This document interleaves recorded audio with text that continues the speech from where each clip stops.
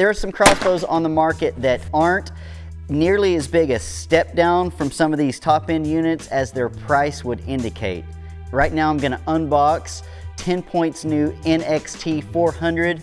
Tell you why I think it's probably the best crossbow on the market for the money. What separates BullShooters from every other guy with an opinion about the crossbow, we actually test our stuff. And when I say we, I mean I.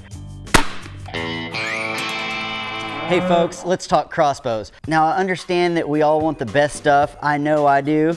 But when it comes down to it, who can pay $3,500 for a crossbow such as this Havoc RS440? It is a badass crossbow. It's the best in the world, I think. It's got this awesome Zero Garmin scope on it that costs about $1,500 by itself. What's the best crossbow you can get for the least amount of money? Now, I wouldn't go totally bottom of the barrel. Some of the $300 and $400 crossbows are just pretty cheap. They're just not made as well, and they do tend to fall apart after a bunch of shots because of all that force coming through. But there are some crossbows on the market that aren't nearly as big a step down from some of these top-end units as their price would indicate. Right now I'm going to unbox 10 points new NXT 400. Tell you why I think it's probably the best crossbow on the market for the money. So quickly, 10 Point's an Ohio-based company, made in America. They make great crossbows. For years, they've had 10 Point at their upper echelon. Some of the crossbows, like the Havoc I just mentioned, $3,500, but they come down in price. Then they used to have a middle line called Horton. They bought Horton and revamped it. And then in the bottom end of the price category, there was Wicked Ridge. But in the last few years, they've done away with Horton, so now there's two brands under the 10 Point family. 10 Point, the flagship, and then Wicked Ridge. Some of the lower priced Wicked Ridges are more of your economy crossbows, but their upper end Wicked Ridge, like this NXT 400, are really good crossbows with the technology that 10 Point, that the flagships had just a couple of years ago. I think this NXT 400 is the best value crossbow going. Poof! The crossbow gods just delivered this package to my door. Oh, cut the string. I'm gonna open this for the first time. Bear with me. I've never seen this crossbow before. I don't know about all the features. I don't know exactly how to put it together, but because I've put together quite a few crossbows, I think I can figure it out. My knife is sharp thanks to our knife sharpening video that nobody watched. Thanks a lot.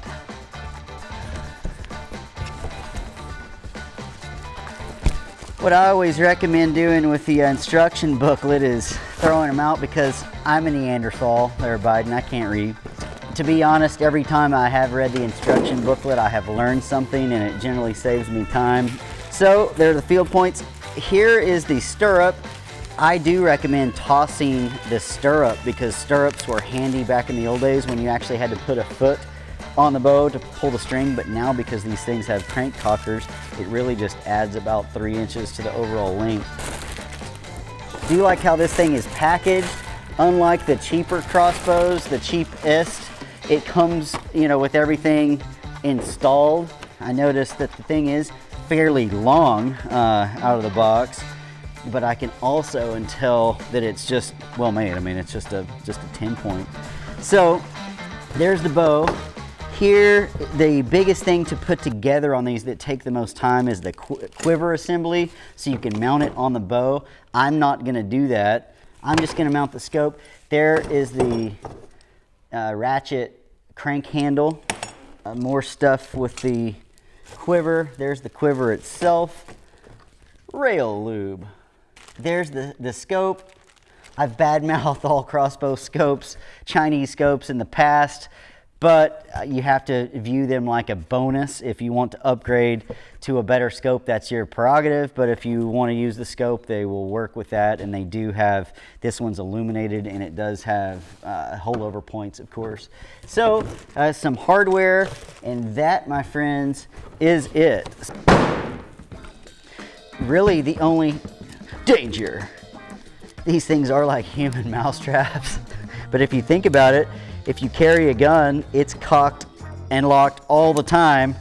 This is no more dangerous, but for whatever reason, people see a crossbow and tend to hold their nuts and turn to the side. It's perfectly safe here, folks.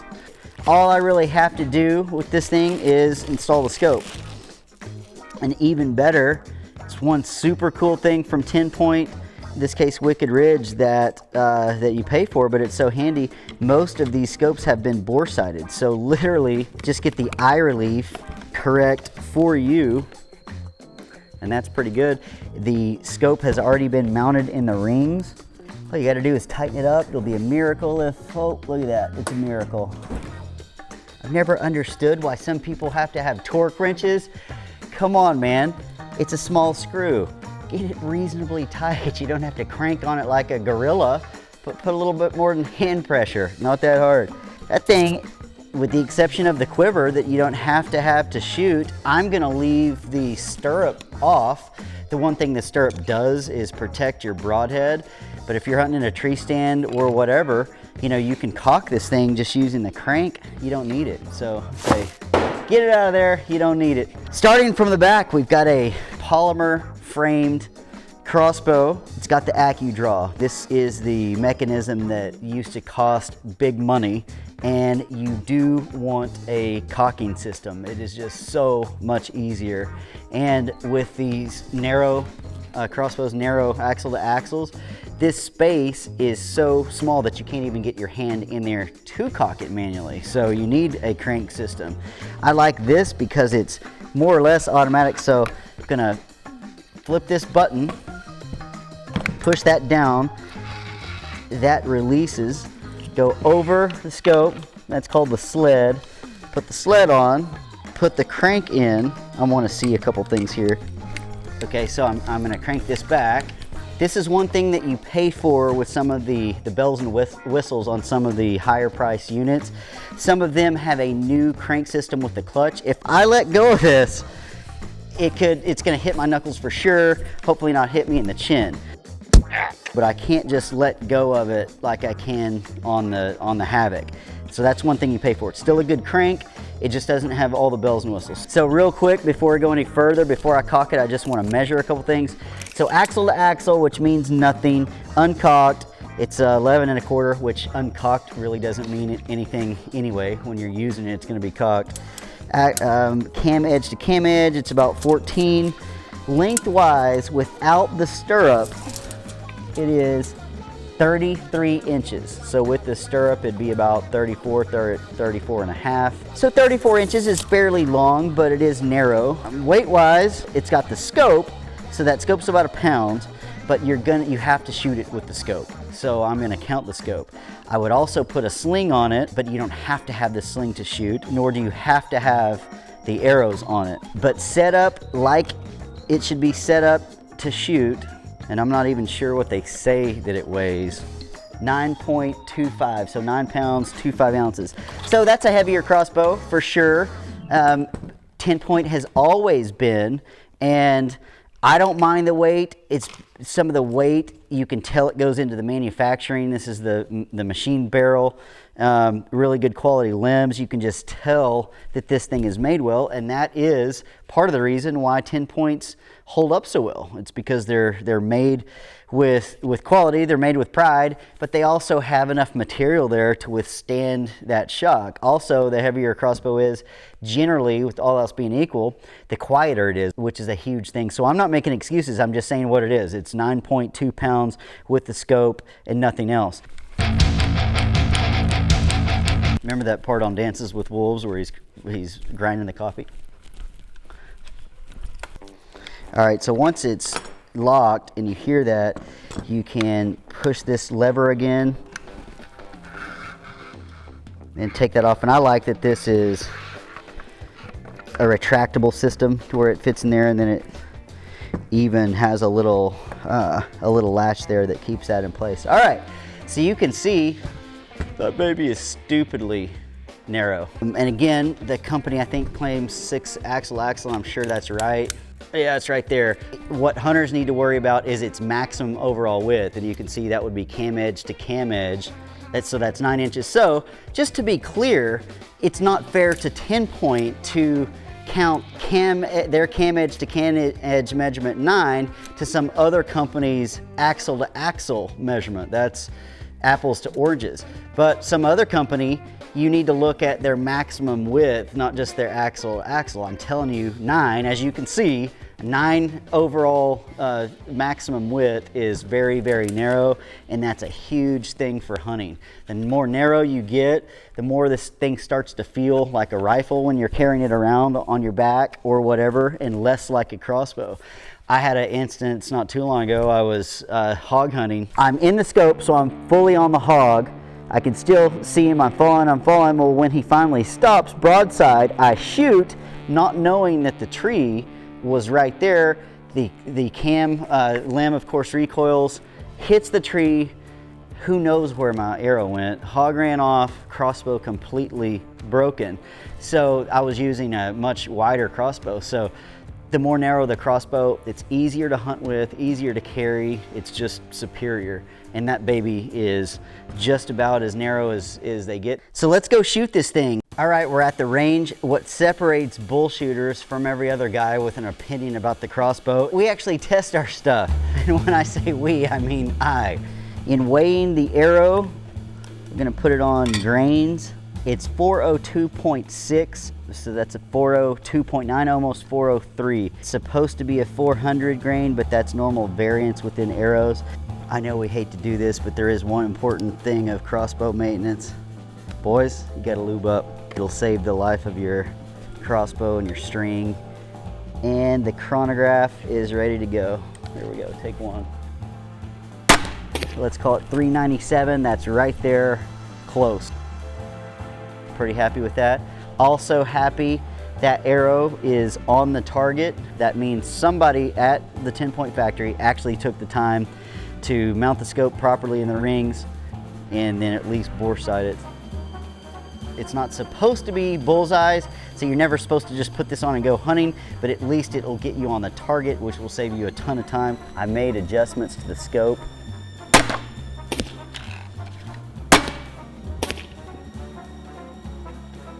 It did sound fairly loud. That was 110.7 decibels. I'm not saying that's exactly 110.7 decibels. This is a cheap sound meter. Trigger pull weight, which goes a long way for making crossbows more accurate because their lock time is so much longer than like a gun. That trigger pull and follow through is vital. That's great. Same exact 311. So last test, 3-shot groups for accuracy. I'll shoot 3-shot groups and then average them all. This is 30 yards and it's a rather windy day, which means you know, I'll try to shoot when the gusts aren't so bad. All right, after testing Wicked Ridge's NXT 400, I can draw some conclusions. Here's what they are, but let me take you through some pros, cons, and through some specs. Number one, I love this crossbow because it is very narrow. It's uncocked here, but when it is cocked, it's 6 inches axle to axle, or more importantly, 9 inches overall maximum width. That is very narrow. The more narrow it is, the easier it is to carry. I love that. It is solidly built. It just has that 10-point quality. It's got these rubberized wings. It's got an anti-dry fire device, which actually saved me. Like an idiot, I accidentally dry fired one, cocked it, didn't load an arrow, and it clicked and saved me. And then I simply just recocked it. Now I did mess up the serving doing that, but that was much better than messing up the entire bow. I love that you pick this bow up out of the box, put this provided scope on, and it was on target. It wasn't on the bullseye, but it was on target. That did the hard work for me. So literally put the scope on, dial it in, get it perfect, and you're ready to go hunting. That's why you pay a little bit more for 10-point, or in this case, Wicked Ridge products. I love the camo finish on there. That just looks cool. It's well done, and I love the AcuDraw. It just makes everything easier, and even just little touches like you put your crank handle in the integral little holster here, and that way you always have it, because there's nothing worse than getting your tree stand and not being able to cock your crossbow. It did shoot 400 feet per second, or actually 399, but that was with the arrow that's 402 grains, so a little bit heavier, but that's close enough. It does shoot what they say. That is 400 feet per second. That's excellent. That translates to about 142 foot-pounds of kinetic energy, which will kill anything on this continent, that's for sure. The trigger is excellent. It measured 3.1 pounds. Folks, not too long ago, 5 years ago, crossbow triggers were horrendous. They were like playing tug-of-war with Mr. T. Some of them were, 8, 9 pounds. 3 pounds, that's wonderful. That's conducive to good accuracy. This wasn't the most accurate crossbow I've ever shot. Now, it's good for the money. It shot just right under 2 inches, like 1.9. Now, I'm not making excuses for it, but it was really windy out here and I was getting some gusts, so I honestly think that it's closer to 1.5 inches crossbow, which is pretty good. So it wasn't the quietest crossbow I've ever shot.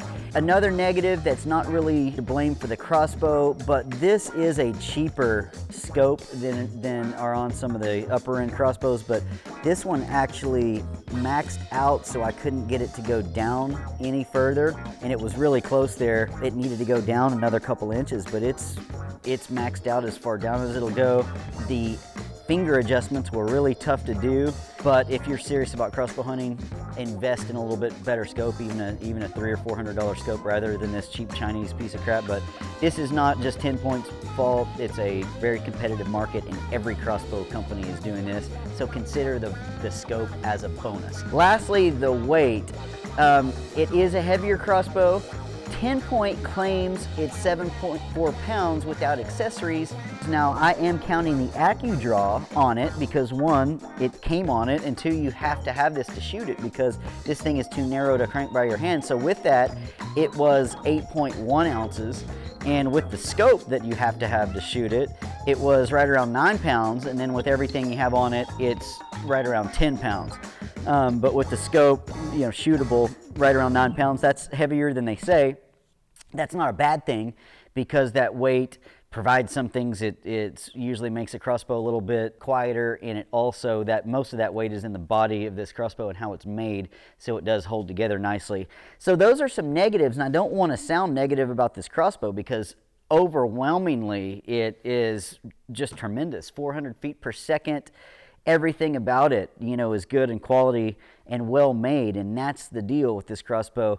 I know $1,000 doesn't sound cheap, but frankly now when the upper end crossbows are $3,500, and even the the tier under that are $2,000, $1,000 is kind of lower mid now, and that's just kind of what you have to pay for a crossbow that you can really depend on.